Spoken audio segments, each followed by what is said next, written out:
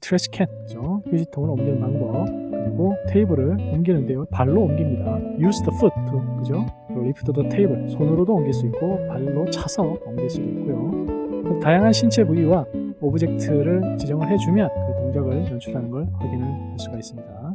안녕하세요, 오다저씨입니다. 네, 이번 시간에는 초이스라고 하는 아주 중요한 연구를 소개해 드리려고 합니다. 자, 초이스, 컨트롤러블 휴먼 오브젝트 인터랙션 신테시스. 자, 이 첫 글자만 따서 초이스라는 단어를 만들어서요, 이 시스템 이름으로 붙인 겁니다. 자, 우리가 보통 이런 연구를 하게 되면 이 연구 시스템에 대한 이 브랜드를 만들게 되는데요. 자, 이런 식으로 만드는 경우가 많습니다.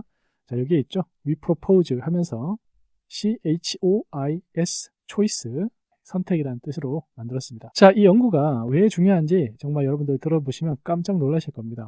제가 설명을 좀 드리려고 하는데요. 자, 이 Control Human Interaction Synthesis, 이게 무슨 뜻인가요? 자, 제어 가능한 인간과 객체 상호작용 합성, 이런 뜻입니다. 자, 제어가 가능하다. 여러분들이 실시간으로 사람과 객체가 메타버스 공간에서 어떻게 움직여야 되는지를 여러분들이 실시간으로 제어할 수 있다는 얘기입니다. 자, 보통 이런 이제 시스템이 작동을 하려면 입력이 있어야 되겠죠. 인풋이라고 하는데요. 여기서는 입력 값이 텍스트입니다. 텍스트 하고요. 그리고 이니셜 오브젝트, 초기 입력 오브젝트가 있어야 되고요. 그리고 휴먼, 사람 객체가 있어야 됩니다. 자, 이 세 가지 조건을 입력을 하게 되면 여러분들이 결과물을 만드실 수가 있는데요. 자, 여기 보십시오. lift the table. 자, 테이블을 들고 move it to be close to the white table. 흰색 테이블 가까이 옮겨라 라는 텍스트를 입력을 하면 실제 이 휴먼이, 보라색 휴먼이 테이블을 들고 흰색 책상 가까이로 옮기는 작업을 하는 겁니다. 세 가지 종류의 타입이 있는데요. 자, lift the trash can. 트래시 캔이 뭐죠? 예, 휴지통입니다. 휴지통은 앞서 설명드렸던 이 테이블과 형태가 다르죠. 그리고 위치도 다릅니다. 그러다 보니까 휴지통을 옮길 때하고 이 테이블을 옮길 때의 이 사람, 휴먼 객체의 모션이 다르다는 걸 여러분들이 아실 수 있을 겁니다. 이 휴지통을 쥐는 방법도 다르고요. 그리고 이것을 바닥에 놓는 자세도 다른 거죠. 자, 이런 겁니다. 그래서 이 오브젝트에 연관돼서 이 휴먼의 동작이 제어가 돼야 되고요. 그리고 이 메타버스 공간에서 어느 부분에 위치를 시키냐에 따라서 이 이동 경로라든가 그것을 놓는 위치가 결정이 되는 겁니다. 파란색 캐릭터도 또 다른 예시를 나타내는데요. Pick up the floor 램프. 램프를 들고 소파 근처로 옮겨라 라는 명령을 입력을 했고요. 그러니까 램프를 들고 걸어가서 실제로 소파 옆에다가 놓는 행위를 하는 겁니다. 자, 이 놓는 행위도 다르죠. 들고 이동하는 행위도 다르고요. 자, 이게 바로 초이스의 핵심 결과물입니다. 여러분들이 이런 생각 하실 수도 있을 거예요. 아, 이거 원래 되는 거 아니야? 그냥 캐릭터 애니메이션을 넣으면 되는 거 아닌가? 라고 생각하실 수도 있는데요. 그렇지 않습니다. 자, 이 메타버스 공간은 현실을 모방한 가상세계잖아요. 지금은 우리가 단순한 동작 몇 개로 가상 공간에서의 캐릭터들이 움직이는데요. 자, 이게 디지털 트윈, 그리고 현실 기반의 메타버스가 됐을 때를 한번 상상해 보십시오. 무수히 많은 상황이 있는데요. 그런 상황에서 이 캐릭터가 자연스럽게 정해지지 않은 그런 동작을 하기 위해서는 생성형 인공지능과 같은 새로운 기술이 필요한 거죠. 그래서 이 연구가 그런 것을 하기 위해서 개발이 된 겁니다. 아주 훌륭한데요. 자, 그러면 데모 영상이 있습니다. 그래서 데모 영상을 보고 좀 더 구체적으로 설명드리도록 하겠습니다. 자, 여기 input이라고 되어 있죠. 제가 말씀드렸던 것처럼요. lift the chair, move and put down the chair, 이렇게 되어 있죠. 텍스트를 입력을 하는 겁니다. 의자를 들고 이동시키고 그리고 다시 의자를 내려놔라 라는 명령을 넣은 거고요. 그러면 입력에는, 자, 지금 보세요. 의자, 객체, 오브젝트가 있는 거고요. 그리고 휴먼이라는 게 있고요. 그 다음에 텍스트 입력이 있고요. 바닥에 보면 이 공처럼 생긴 것들이 있죠. 이게 바로 웨이포인트, 스파스 오브젝트 웨이포인트라는 겁니다. 경로를 의미하는 건데요. 그래서 이것들을 synthesize, 합성해서 사람과 객체의 모션을 연출하는 겁니다. 지금 이 입력과 결과물의 그 사이에는 수많은 알고리즘이 존재하는데요. 그거에 대한 설명을 이 영상에서 여러분들이 보실 수가 있습니다. 자, 지금 보시는 게요. 입력값을 토대로 아웃풋을 만들어낼 때 사용된 모델의 오버뷰입니다. 이 과정을 통해서 여러분들이 결과물을 만들어낼 수가 있고요. 이거 관련해서는 앞서 설명드렸던 이 논문에 아주 자세하게 잘 나와 있습니다.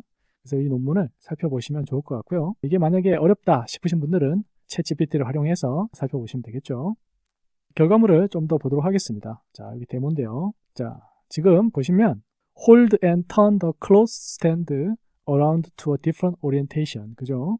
이 옷걸이를 들고 회전시켜서 다른 방향으로 옮겨라 라는 뜻이고요. 지금 보면 몇 가지 다른 방법들을 적용해서 비교를 한 겁니다. 자, 이 CHOIS, 이 초이스의 경우 어떻게 다른 것과 차이가 나는지를 여러분들이 보시면 될 것 같습니다. 손 부분을 이렇게 사각형으로 마킹을 해놨는데요. 실제 이 오브젝트를 쥐는 사람의 손 모양이 정말 중요한 모양입니다. 그래서 지금 이렇게 손이 그 객체에 잘 놓여진 것을 여러분들이 확인하시면 되고요. 옮겨서 놓는 방법도 전부 다른 거를 여러분들이 아실 수가 있죠. Lift the table above your head. 머리 위로 테이블을 들어라 라고 명령을 했고요. 머리 위로 잘 드는 결과물이 연출이 됐습니다. 자, 이런 식으로요.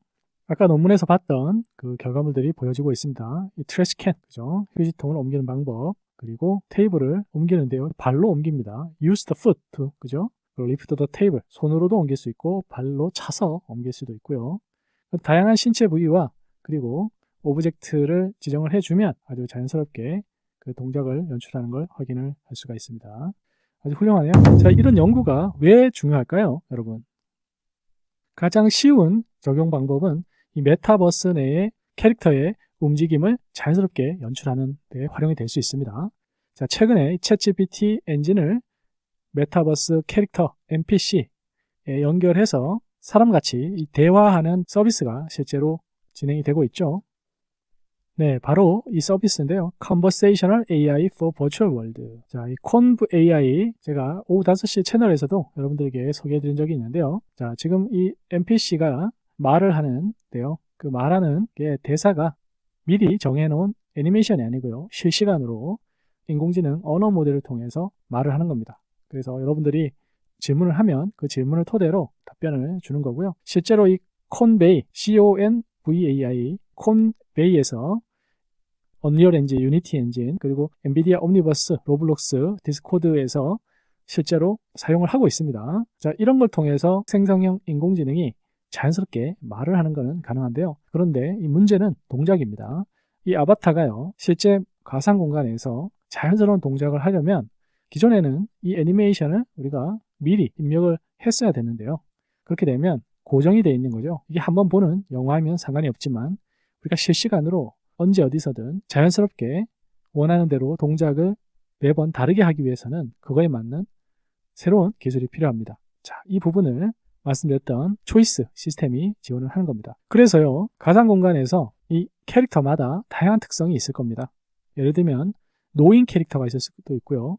그리고 어린아이 캐릭터가 있을 수도 있고, 또 게임에서도 마찬가지로 각종 캐릭터마다 움직이는 특성들이 다 다를 수 있습니다. 그런 특성들을 잘 반영을 하고요. 그리고 무수히 많은 다양한 환경에서 즉흥적으로 동작을 연출하기 위해서는 이런 초이스와 같은 시스템이 꼭 필요하다고 할 수가 있습니다. 자, 그런데요, 이 메타버스뿐만 아니라요, 현실 공간에서도 이런 연구가 정말 중요할 수가 있습니다. 로봇도 마찬가지로 지금과 같은 초이스 기술이 활용될 수 있습니다.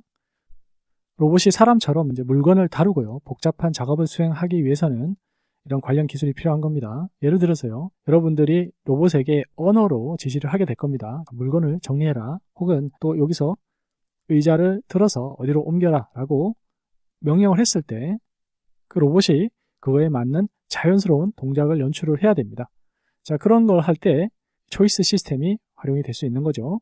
그리고 또 중요한 게요, 우리가 보통 실내 인테리어 디자인을 할 때요, 다양한 가구를 배치를 하게 되고 그 평면과 가구가 괜찮은지를 시뮬레이션하고 테스트할 필요가 있는데요. 그런 거 할 때도 마찬가지로 이 초이스 시스템을 활용하면 실제로 그 공간이 어떤 문제를 갖고 있고 또 어떻게 해결을 해야 되는지에 대한 아이디어도 얻을 수가 있습니다. 과거에는 건축가들이나 공간 디자이너들이 그 공간을 머릿속에서 본인의 경험을 토대로 분석할 수밖에 없었는데요. 그러다 보니까 만들어진 결과물이 문제가 생길 수도 있고요.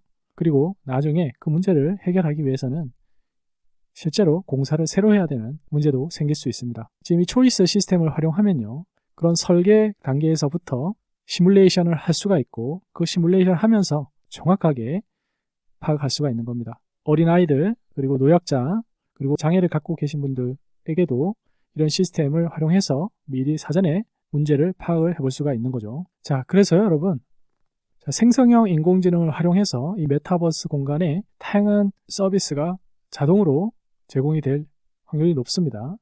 자, 정리하면요. 이 초이스 기술은 이 상호작용, 창작, 교육, 비즈니스, 로봇, 다양한 분야에서 혁신을 가져올 수 있는 잠재력이 있고요. 이런 기술이 발전함에 따라서요.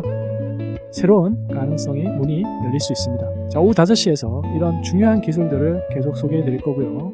단순히 생성형 인공지능이 텍스트나 이미지를 생성하는 데 핵심이 있는 게 아닙니다. 우리는 본질을 봐야 되고요. 이런 기술은 우리의 미래를 밟고 좀 더 사람에게 이로운 방향으로 활용을 해야 된다고 봅니다. 오후 5시에서 관련된 기술들을 계속 소개해 드리도록 하겠습니다. 감사합니다.